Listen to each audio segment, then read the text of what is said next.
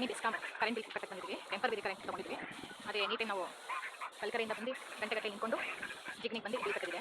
700 ಹಾಕಿ 1666 ಇದೆ ಈಗ ಅಷ್ಟೇ.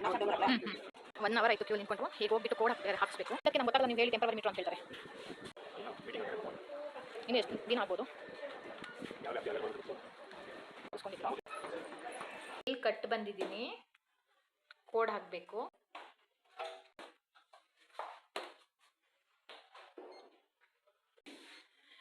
ಎಷ್ಟು ಟೈಮ್ ತಗೊಳುತ್ತೆ ನೋಡಿ ಆ ಕೋಡ್ ಹಾಕಕ್ಕೆ.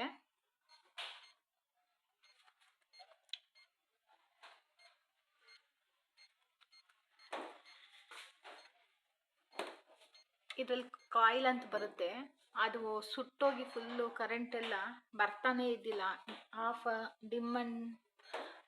ಆಫ್ ಆನ್ ಆಗ್ತಾ ಇತ್ತು.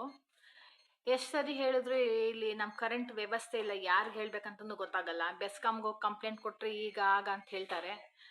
ಅದು ಯಾವಾಗ ಮಾಡ್ಕೊಡ್ತಾರೋ. ಎಷ್ಟು ತೊಂದರೆ ಆಗ್ತಿದೆ ಜನಗಳಿಗೆಲ್ಲರಿಗೂ.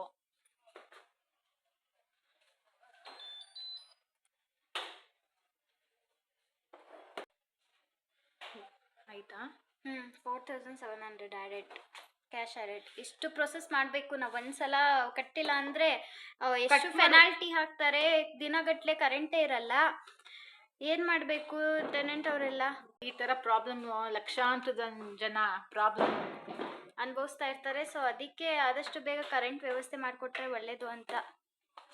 ದಯವಿಟ್ಟು ನಮಗೆ ಒಂದು ಕರೆಂಟ್ ವ್ಯವಸ್ಥೆ ಮಾಡಿಕೊಡಿ. ಇದು ಅಧಿಕಾರಿಗಳು ಯಾರಿದ್ದೀರೋ, ತಿಂಗಳು 1000 ರೂಪಾಯಿ ಕಟ್ಟಿ ಸಾಕಾಗಿದೆ. 200 ಯೂನಿಟ್ ಎಲ್ಲರೂ ಫ್ರೀ ಯೂಸ್ ಮಾಡ್ತಾ ಇದ್ದಾರೆ. ಆದರೆ ನಮ್ಮ ಹತ್ರ ಈ 1000 ರೂಪಾಯಿ ಕಟ್ತೀವಿ, ಅವ್ರುಗಳು ಮಾತ್ರ ಎಲ್ಲರಿಗೂ ಫ್ರೀ ಇರುತ್ತೆ.